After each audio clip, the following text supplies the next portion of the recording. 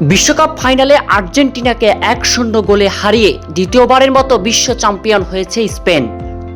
2010 সালের পর আবারও ফুটবলের সবচেয়ে মর্যাদাপূর্ণ ট্রফি জিতল লা রোজা। ম্যাচের শুরু থেকেই স্পেন ছিল পুরোপুরি আক্রমণাত্মক। প্রথমার্ধে আর্জেন্টিনা প্রতিপক্ষের পেনাল্টি বক্সে বলই নিতে পারেননি এবং গোলমুখে কোনো শটও করতে পারেননি।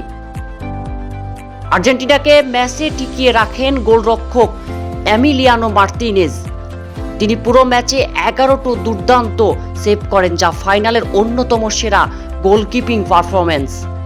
যোগ করার সময়ে দ্বিতীয় হলুদ কার্ড দেখে লাল কার্ড পান এনজো ফার্নান্দেজ। 10 জনের দলে পরিণত হয় আর্জেন্টিনা। অতিরিক্ত সময়ের 106তম মিনিটে নিকো উইলিয়ামসের অ্যাসিস্ট থেকে ফেরান তোরেস দুর্দান্ত গোল করে স্পেনকে এগিয়ে দেন।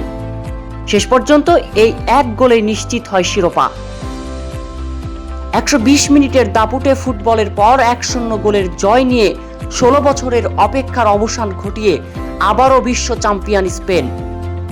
আর টানা দ্বিতীয় বিশ্বকাপ জয়ের স্বপ্ন ভেঙে হতাশায় মাঠ ছাড়ে Argentina. Syed Mahmud Shaon, desk report, Uttara প্রতিদিন।